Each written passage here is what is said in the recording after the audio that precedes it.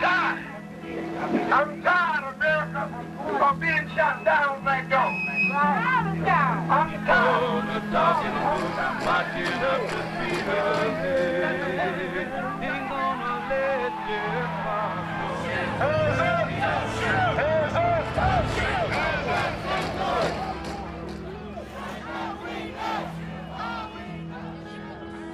Until this hour, and in spite of the danger in which we stand, and all that I know is happening all around us every day, we forged ourselves out of this fire. Tell them. And if we could do that, and we have done that, we can deal with what now lies before us.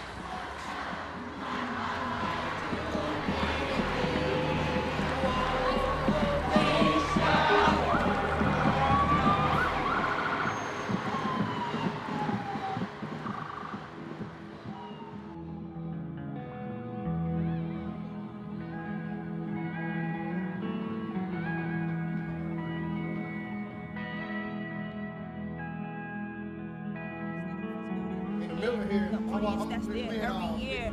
They know me now. It's like, yo, hey, what's up? Yo, what's going on? I ain't gonna tell you no more when I admit that. He can't sing. That's all right. Come on, Big Daddy.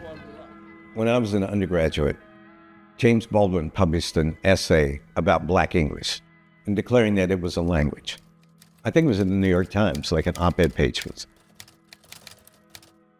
People evolve a language in order to describe and thus control their circumstances, or in order not to be submerged by a reality that they cannot articulate. Now, if this passion, this skill, this sheer intelligence, this incredible music, if this absolutely unprecedented journey does not indicate that Black English is a language, I am curious to know what definition of a language is to be trusted. I'd never taken a course in linguistics. I didn't know what a dialect was, what a language was. But I do know that so much that's peculiar about the African-American experience manifests itself in language. Your being is manifested in language. And each people have a unique way of being in the world. So I find the way that African-American culture expresses itself in its full variety totally fascinating. So much that is unique about African-American history and culture and thought is contained in the way we use language.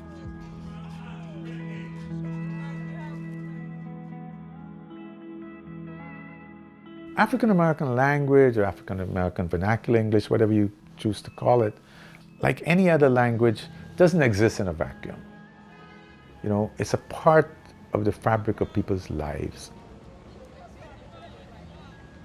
There are a lot of beautiful ways in which we can see African-American English expressive, you know, in music and preaching and just the everyday flavor of conversation.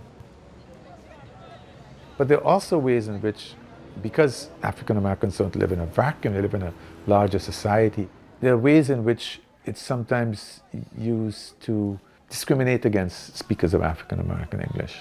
We are always met with acoustic cues and a signal that allow us or help us to map a person to several categories at once. We hear something, I think that's a boy, that's a little boy from Mississippi, right? We do this all the time. This is how we negotiate the world as we go through and we map people to different categories. The problem is when that mapping to a particular category denies people of certain rights or opportunities. And that is what we see a lot in racial profiling. We deny people of the right to peacefully drive home, the right to, feel like they can speak safely in the classroom. It's like we deny you of these little comforts that we take for granted sometimes, right? In the broader American society, we deny them of the comforts of just being able to traverse that space. as any other human being would.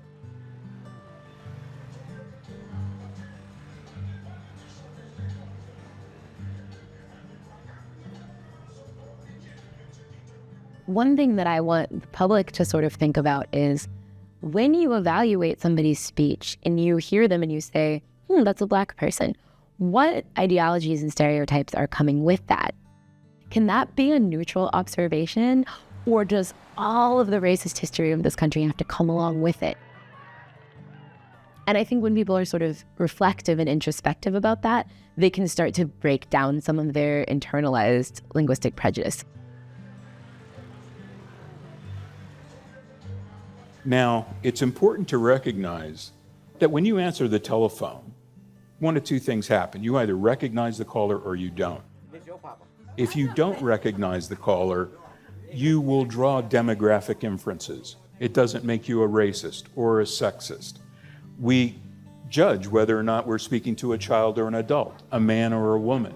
And often we're drawing conclusions about the region of the country where they grew up or their racial background. All of that is not linguistic profiling. Linguistic profiling occurs if you're in a position to deny someone goods or services and you act on those demographic inferences in a discriminatory way. So the question regarding linguistic profiling is fairly straightforward. Can you discriminate against someone sight unseen just based on the sound of their voice over the telephone? And the average person recognizes that, yes, there is a real possibility that that can happen.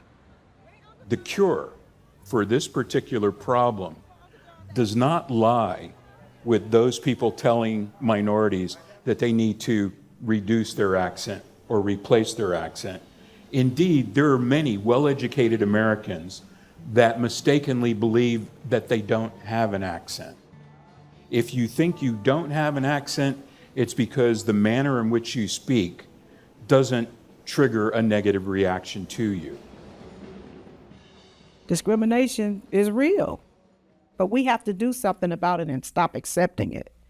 We got to, try to interrupt that.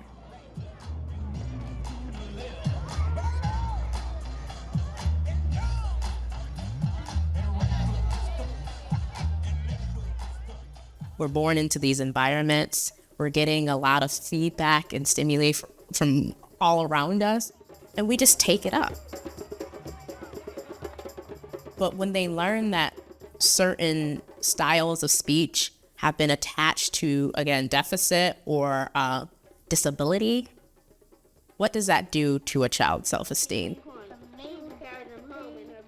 These messages come from going to school, being told by our teachers that, you need to speak properly, you need to speak the standard language. They come from being at home and being told by parents that if you speak your language, then you're not going to be able to be educated, or people are not going to think that you're intelligent, that they're not going to think that you're intellectual if you're not speaking just the standard. Without a doubt, your communication is what people hear, what they feel, what they see, and it truly represents you. And so when you are told that you are speaking incorrectly, and this is the way you've communicated for years, it cuts at the core of the being of the individual. When we separate or try to separate the individual from their language, we are taking away what makes them who they are. And so it's really important to recognize that they're not two different things. They are one, and we come as a package. And so when you wipe out my language, you also wipe out my identity and my pride and myself. I don't have to imagine what it's like to be Black, to be brilliant, to be misunderstood by the same people who only seem to understand you after you've exfoliated. After you've scraped yourself down to the white meat, to expose that layer of skin where color and soul meet, where tongues split, pitchfork learn to spit and speak and sing and scream and stand on stages while the world bets and bids and bargains and debates about your ebony brain and your Black boisterous body, and you begin to question your value. asking, is speaking like this E. Murphy.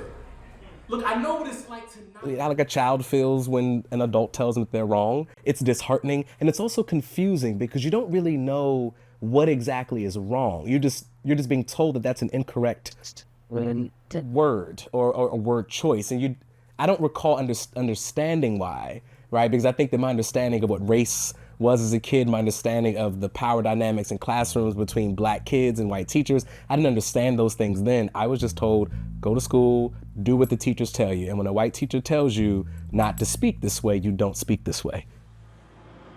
Our teachers used to tell us stuff like, you're going to end up like them wine heads on the corner if you keep talking like that. I interpreted it as you had to learn how to speak correctly, right?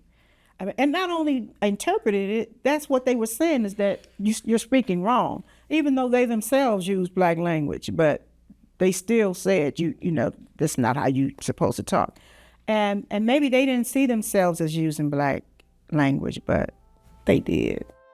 There was a lot of, you know, contradictory information. Like that was the era of Jesse Jackson telling everybody, I am somebody.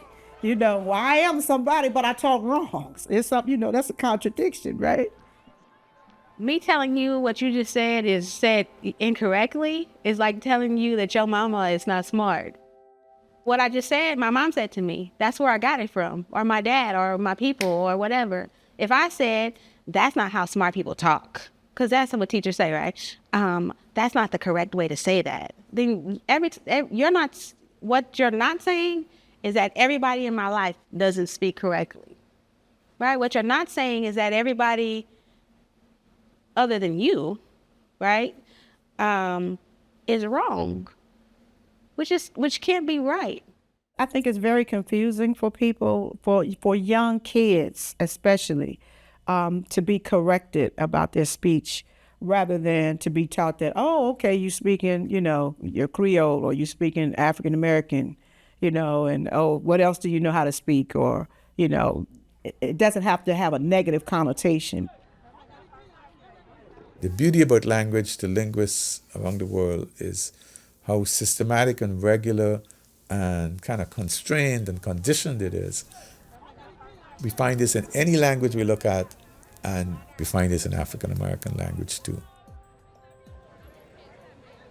But people outside of the community and people outside of linguistics think it's something that anything goes. People have the impression that African American English is nothing more than a collection of errors because that's how they've been socialized. If it's not standard English, it's wrong. So we have this framework that all of us have been indoctrinated into. There's a right and a wrong in language.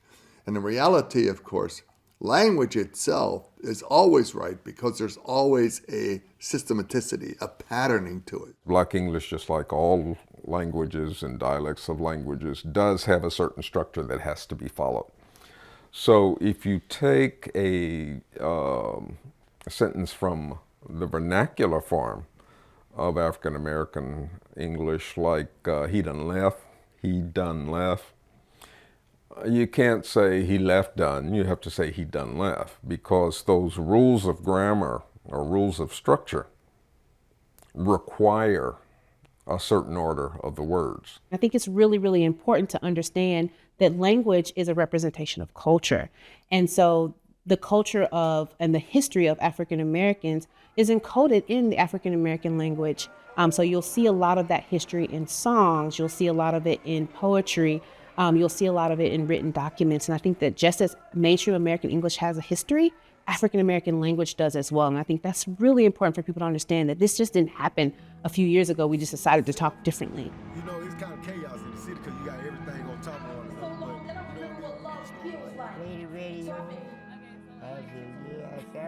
Like they say this a lot, they'll be like, I'm finna slam to the crib. When people hear the term Black English, they associate it with a particular kind, the vernacular kind. There are many, many types of Black English here in the United States, and it differs according to region, gender, age group. African American Standard English is the type of African American English that doesn't have any of those stigmatized features. When we're talking about standardized African American language, we're talking about a variety that variety that's going to slip past the ears of people who think they're looking for proper white English or formal white English, and they're not going to hear the pieces of blackness.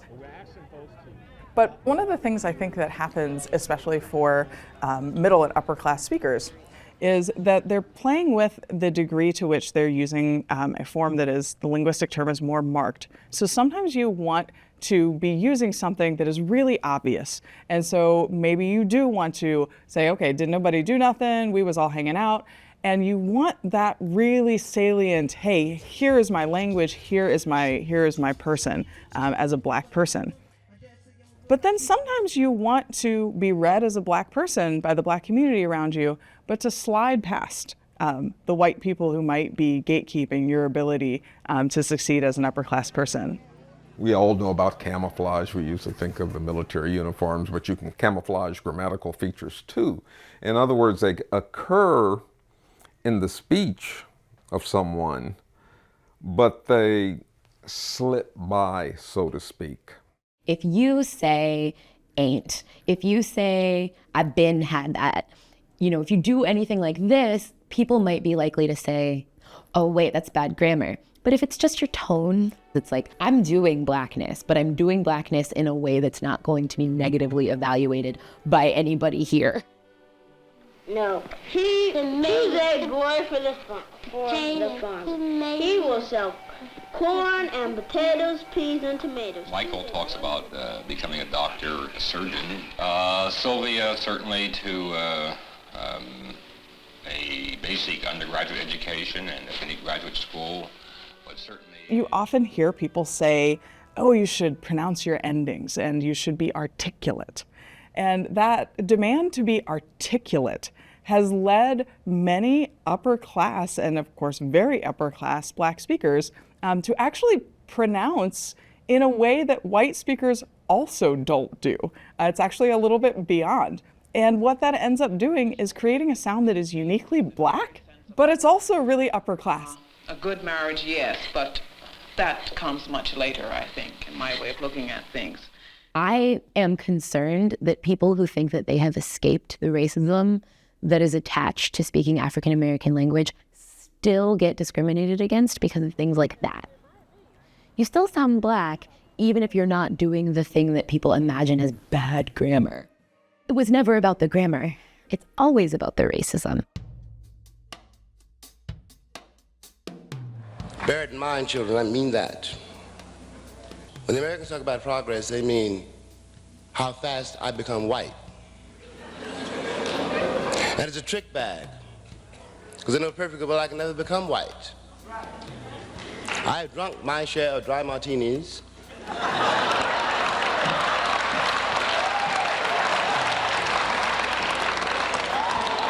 I have proven myself civilized in every way I can. But there is an irreducible difficulty.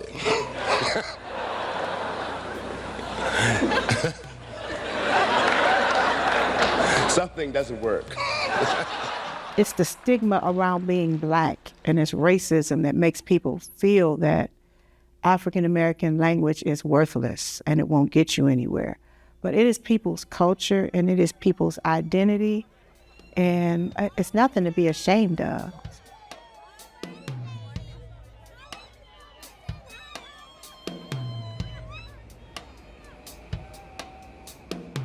The world will never know how the language was developed. They will never know all the different nuances and the pieces that went together of constructing what we speak. But it's not wrong and it's not bad. It is a legitimate linguistic system rooted in West African origins that was created by enslaved Africans for the purposes of surviving. The rest of the world, and especially the American public, needs to know this so that they can stop telling black kids that they speak wrong and that they write incorrectly, that there really is an actual need to understand the language. Then that man had another tiger. Our police came to the house and shot that one, and they got another one. This is all on wildlife? The elephant and the rhinoceros? All of this happened on wildlife? Wow. And then another one came on about the white lions and stuff. Don't you know the white ones? White lions? Tigers, I mean. White tigers. Tigers are orange with black stripes, thank you. No, they white too. Yeah, they got white, then they got, black stripes going down. That's a zebra. It's another one. It's a snow tiger. Oh, the snow tigers. Oh, okay. And then that man had one. And then it went to a black.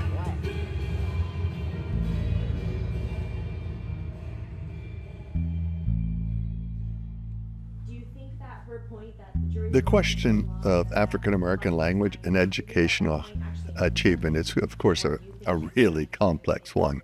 We do know this, that there seems to be a correlation between educational achievement and speaking a vernacular or a standard variety. So we know that much.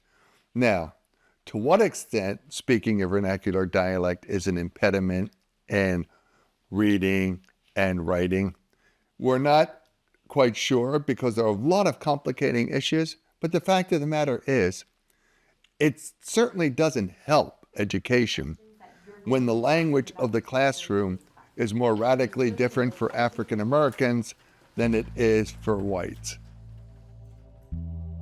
Post-integration of public schools, people were still seeing that Black children were, not doing as well. But the materials were never designed for them. And that's the sort of constant thing that we're dealing with. This is a system that is designed for the benefit of white people and particular types of white people even.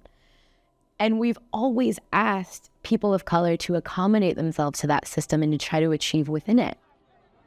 That creates a situation where they are perpetually disadvantaged at every turn. So there's no way to study variety other than the standard without it being about social justice, because we're still fighting for our right to exist in this country, to be in public spaces, to get an equal education. That's the fundamental enterprise.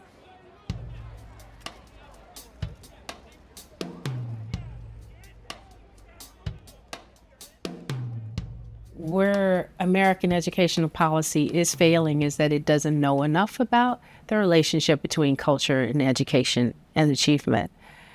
And there is this tendency to think that a one-size-fits-all works in a country of 330 million people with, tens and tens of millions of school-age kids.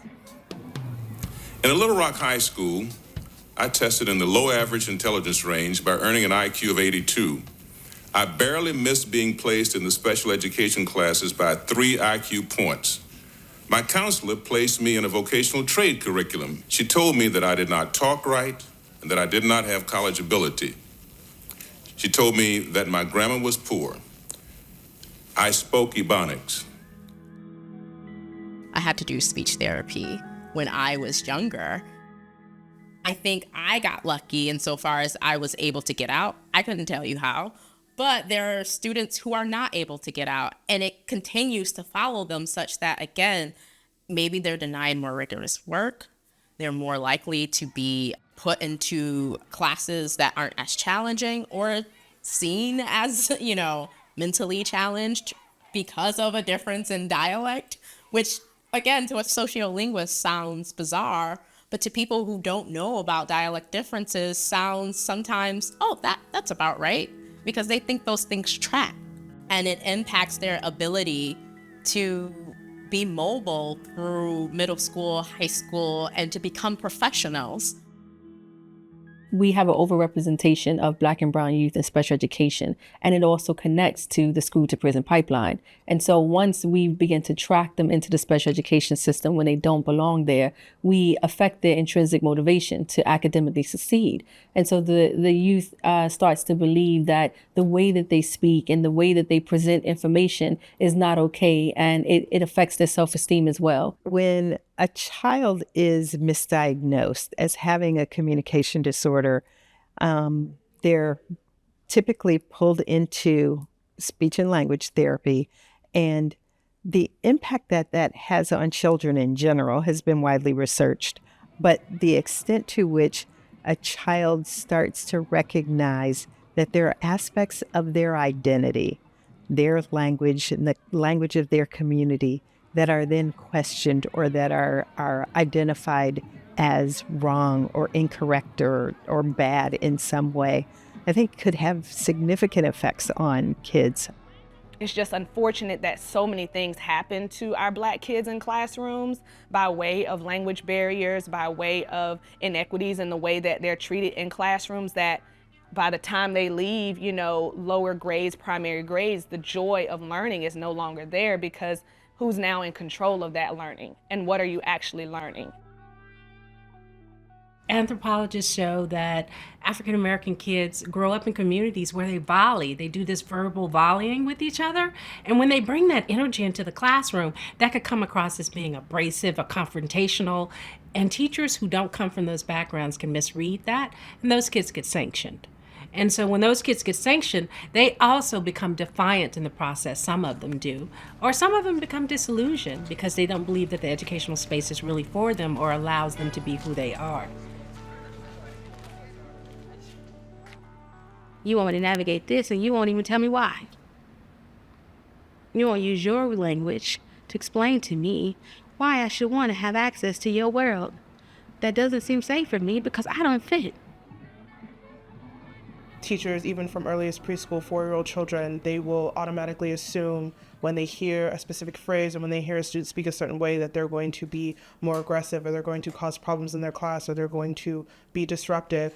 And that leads to a completely different relationship for Black students with education throughout their entire lives. So there's this big issue of school discipline and how it's being administered, and what are the reasons that certain students are being disciplined and others may not be. And as you can imagine, there's a huge racial disparity in who gets disciplined and who doesn't as often. There's research showing that language comes into play. Part of it is a language barrier of understanding that not just language as in the words that we speak, but the way in which we communicate. It can be mistaken and misunderstood as being disrespectful. So there are huge things at stake for people who speak African American English. These things can have really harmful consequences on people's lives. There is decades and decades of research around African American English, how it affects children in the classroom. And so we're tying academic achievement and then discipline within schools to whether or not a child's trajectory through life will end them in the prison system. I wish that policymakers knew that Black language is important. It's important to the development, it's important to the understanding, it's important to the growth, it's important to the nurturing of a Black child. You can't take, and that's not just for Black children using African American English or Black language, that's for any child. You can't take away and separate language and say that we're being culturally inclusive, because language is a part of who we are.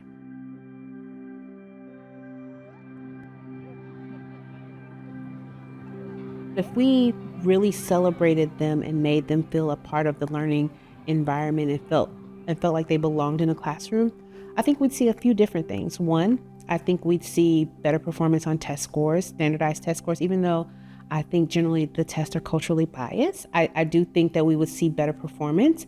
We would see less of an achievement gap. I think we would see higher graduation rates. And so if we make them feel like they belong in the classroom, they will excel. Not saying that language and language appreciation is going to fix everything, right? But it's a start.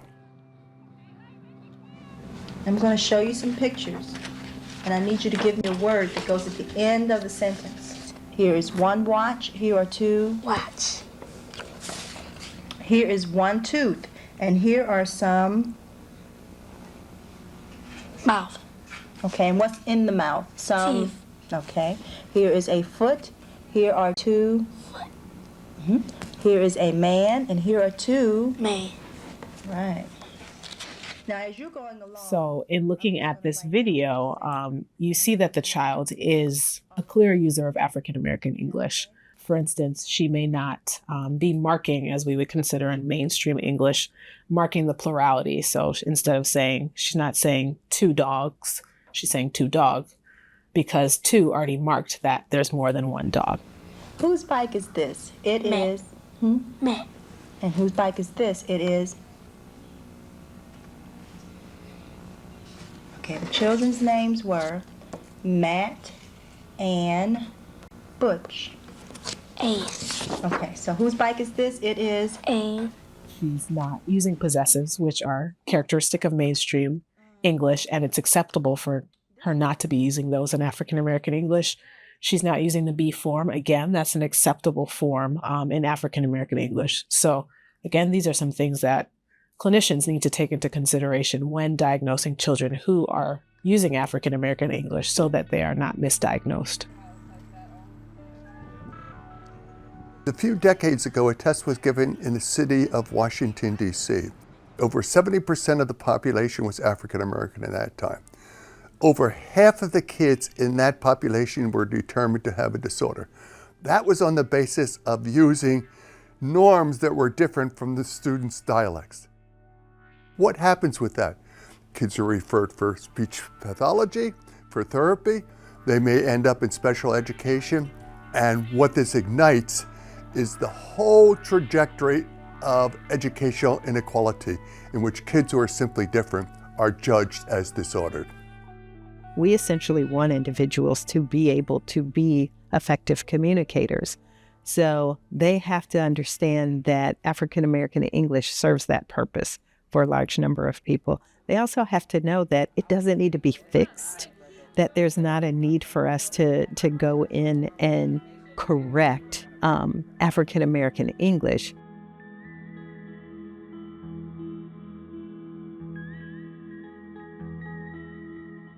If you want to reduce the achievement gap in American society, you have to narrow the empathy gap. And the most effective teachers, I would suggest to you, are the ones who can actually meet children where they are, including where they are linguistically.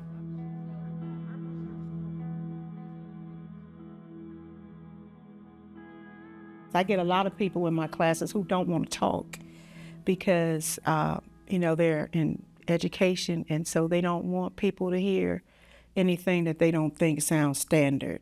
And I tell them that if you keep listening to me, I'm gonna sound like a black chick.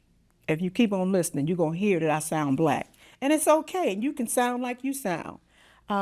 This is what we're here for. We're all here for to mutually understand each other. That's what education is about, understanding each other and trying to learn from each other.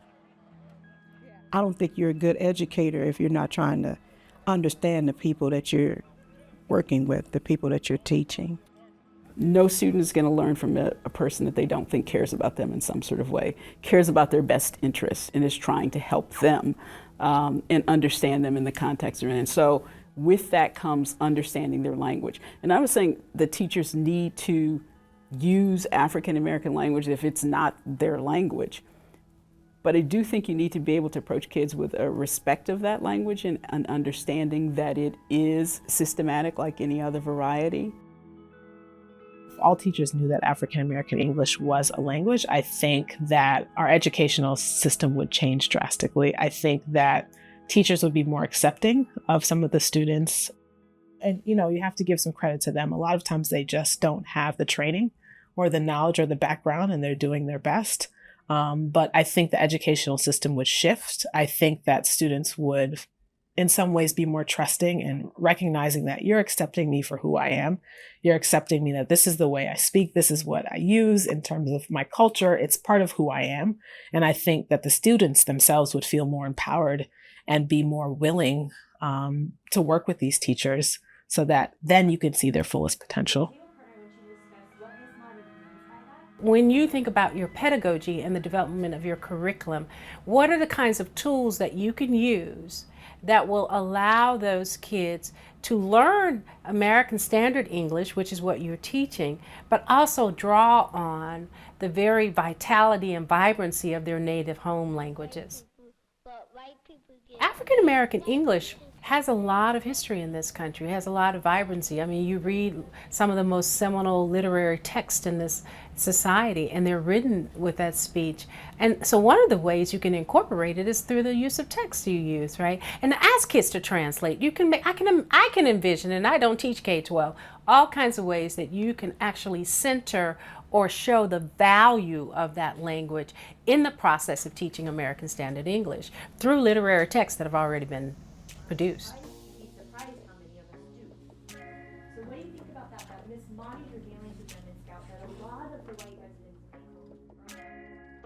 When I was in college, I was an education minor, and the class that really stood out to me was called Race, Class, and Gender in U.S. Public Schools. So that was the class that really caught my attention, and learning more about inequities, seeing that I could play a role in reducing inequities by being a high school teacher. Okay, and our other questions are asking about race and the social hierarchy. What's another word for hierarchy? Ladder. Ladder, like the social ladder that we built. We also want to pay attention to characters of various races, socioeconomic classes. By the time they get to high school, they've already learned how to code switch. So the side that I see of them in class, and even the side that I see of them during break, when they say they're more relaxed, they're more themselves, they're still editing how they speak and how they present themselves around me just because I'm a teacher. So I think understanding that so many of them have already made that decision, made that habit, and in a lot of cases, it's probably worked for them. It's probably worked for them to code switch in that way and to, as they would say, hide a certain part of themselves in school. But I think we have such an opportunity to help them see that both parts are valued and really making this a safe place where they can sort through even their identity development in terms of language. And we really try to open up that conversation so that they understand that they're gaining more language varieties, but that doesn't mean they need to change who they are at their core. They don't need to become a different person in order to be successful in academics or to be successful in the workplace. I think it's very important for us to recognize that we don't have to sacrifice our identities by learning another variety. In fact, it can empower us to navigate more spaces.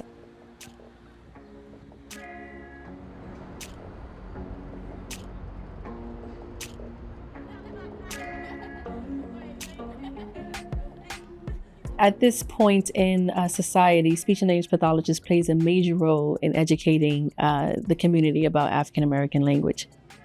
We have a strong understanding of the social and cultural differences, and our role is major because not only can we train just the lay person, but also law enforcement and attorneys and court personnel.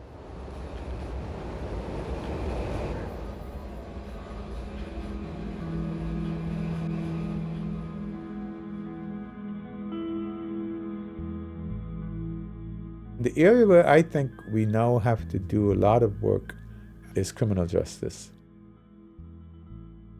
Language can enter into issues of criminal justice in many ways. One of the first ways in which it can enter has to do with understanding.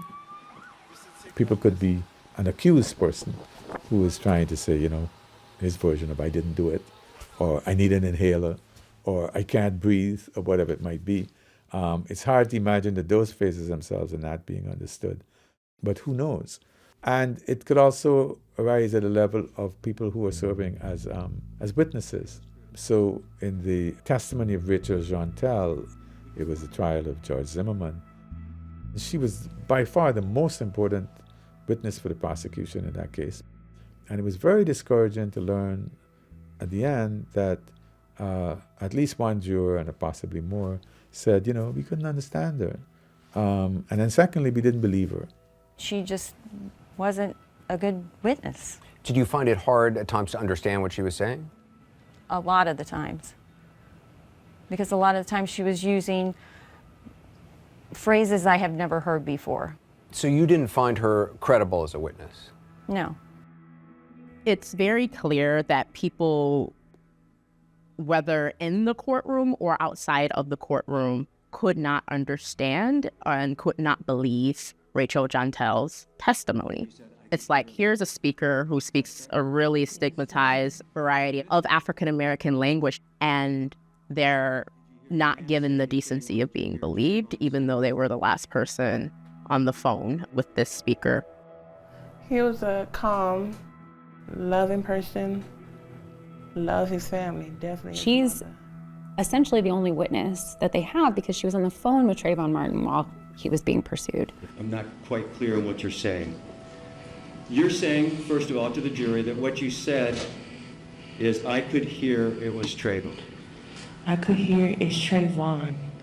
So linguistic profiling is at play here in a number of ways. The prosecutor having this ability to pull her language apart, to ask her what words mean, to tell her what her words mean, and it never is challenged in the court. It's not only not challenged, it's accepted as evidence. And you didn't say, I couldn't hear it was Trayvon, or I couldn't know it was Trayvon? I said I could hear it's Trayvon. It's how I speak. You cannot hear me that well.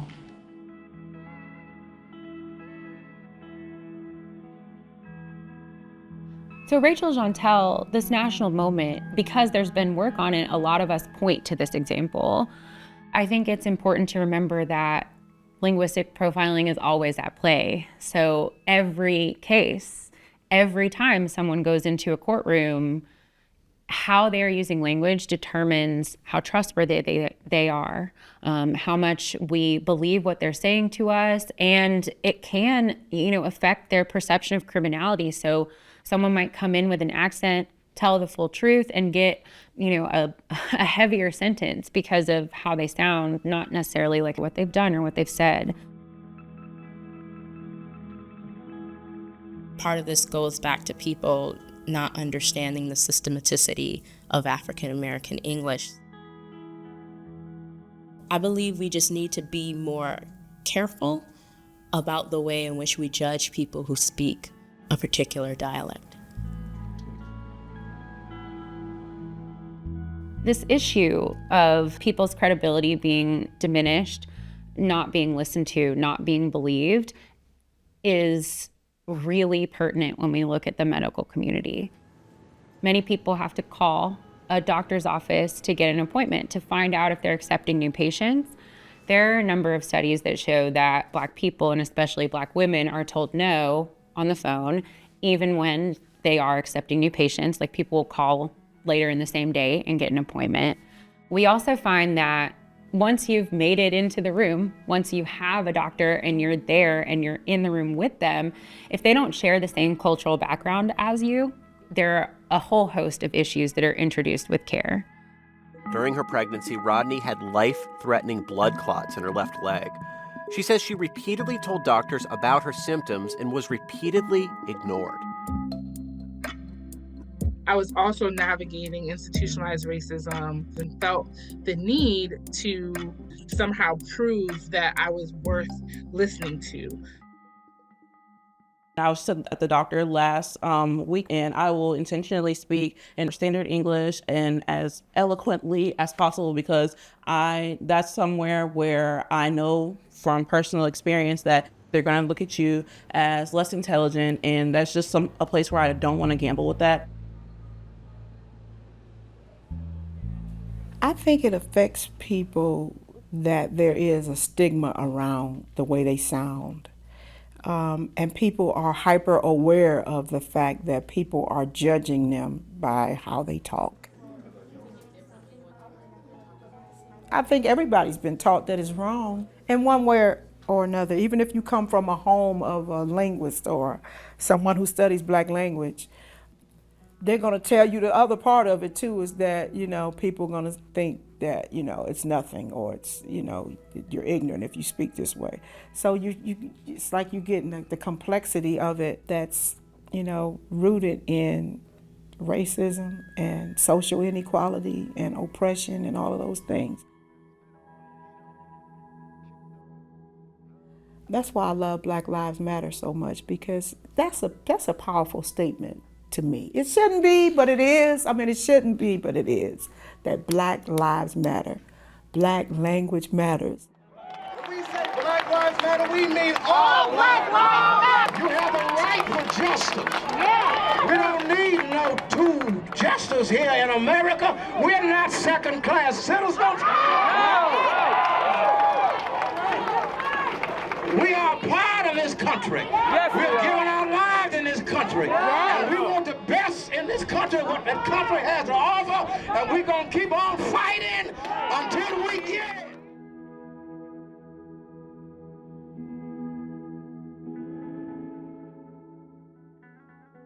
When I think about social justice in the internet age, I look to Black Twitter and specifically point out the hashtag Black Lives Matter as the use case for understanding how social media and social justice can go hand in hand.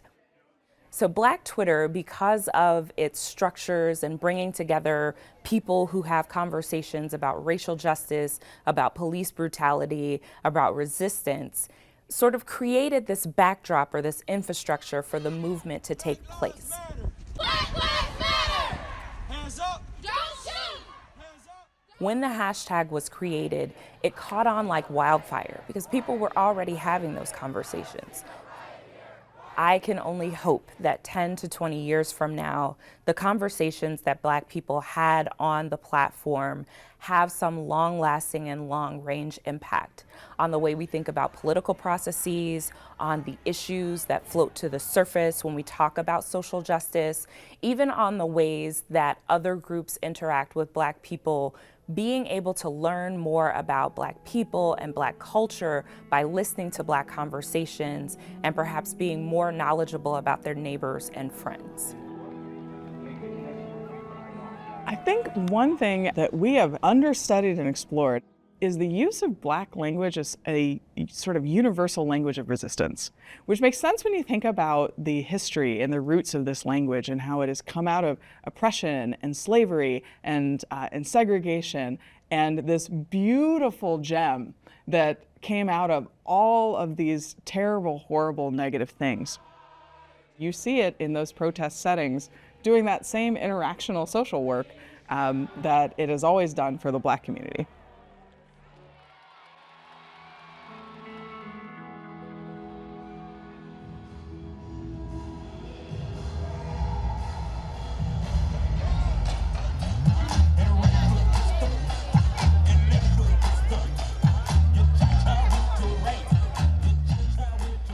So there's one piece of it that's linguistic discrimination, but I think the other side of that is linguistic appreciation. I've always been sort of amazed if you think about the type of situation that African American language originated in. It's like you took the worst situation possible and developed these linguistic features that I think are very, quite beautiful and eloquent. So there's also the capacity to sort of appreciate the language for the interesting things that it does. I mean, it doesn't really seem like a social justice issue, but I think having pride in the way that you speak natively can be a social justice issue as well. That's also really important in validating kids' identity, people's identity.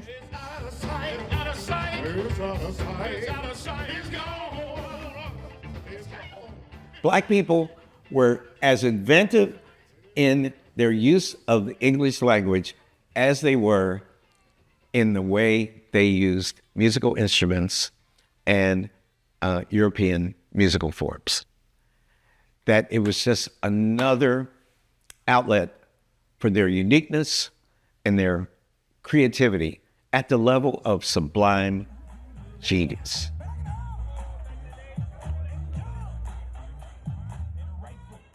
American English owes much to African American English, and yet it's so stigmatized. In America, I feel like we take on certain things and we don't know the name of it, or we don't know where it originates from, so we don't pay homage to that or respect that, but we use it and say that it's American culture. And it's really derived from African American English or Black language, Black people, Black culture. Quick, what's the definition of the word kitchen? And I don't mean the room in your house with the refrigerator. Well, a new dictionary can give you the answer. The Oxford Dictionary of African American English will define and trace the origin of words established and reinvented by Black people. I want people to see that the way we use language is as sophisticated and as rich and as nuanced as the way any other community of English speakers use the English language. That's my goal with this dictionary project. Before we get into some of the words, what led to this project and why did you... It's a dictionary that takes the time to actually look at the historical origins of the words. It's not always easy to identify the origins of certain words. Words are always created, within communities of speakers in ways that are not necessarily documented at the time that they are first used. My hope is that this work continues for future generations to look at and to take pride in and to feel empowered. The work is important because it is going to allow us to really have a fuller description of African American English. I also think the project connects us. I have never felt more connected to Black people in my life. Like across regions and across time, I really feel like I'm spending time with Black people that I will never know. And for me, I think it's so important because when I look at these words and when I look at my family and when I look at pictures of my family, people I've never met in my family, for me, it gives them a voice because now I know what dances they might have been doing. I know what words they might have been saying. I know what words they might have been saying that I still say, and for me, I think being able to connect Black people across time and across region, to me, that is really important.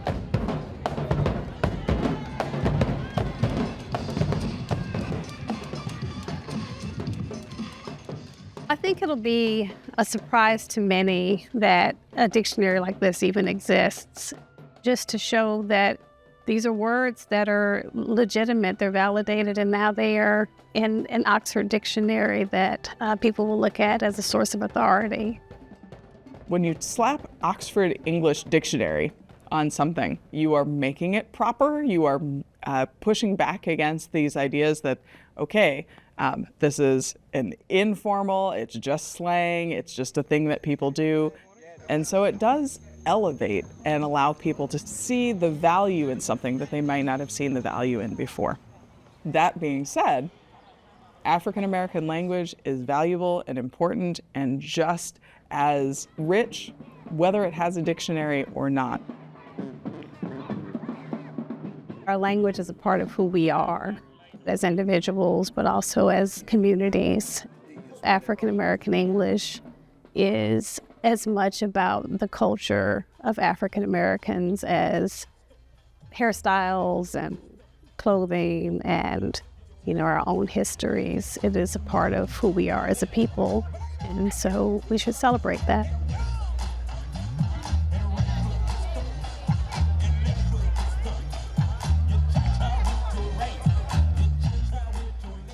Every American needs to know that they're interacting with African American language all of the time. It is such an important thread to the fabric of society. Black people and Black communication is going to go on into the future. It doesn't matter the medium, doesn't matter the technology, doesn't matter how it gets used. Black people, Black speak, Black talk, it will continue to be there.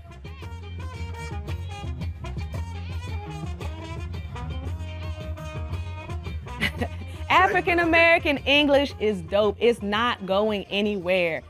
It's just like being Black. It's not going anywhere. So we have to just understand that it's a part of our culture. It's a part of who we are. It's a part of the American culture at this point.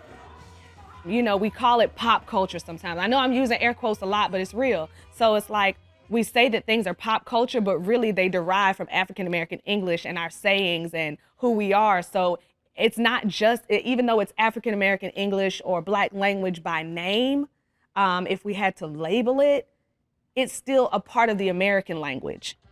And if we understood it and treated it as such, then I don't think so many people would have as many issues. If we begin saying African American English is a language, it's legitimate, it's beautiful, it's worthy of praise, then people are going to begin to tell that story and the narrative will change.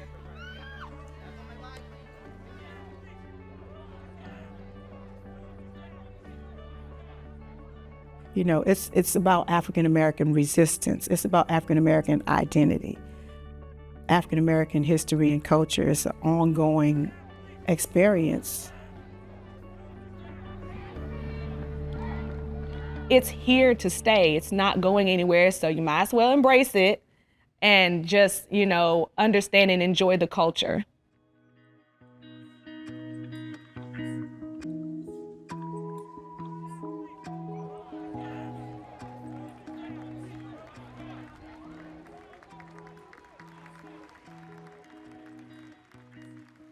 Yes, African Americans have felt the cold weight of shackles and the stinging lash of the field whip, but we've also dared to run north and sing songs from Harriet Tubman's hymnal.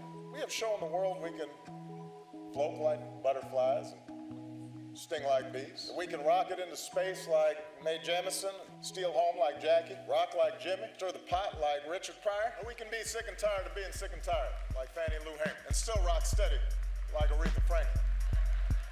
Our stories have shaped every corner of our culture.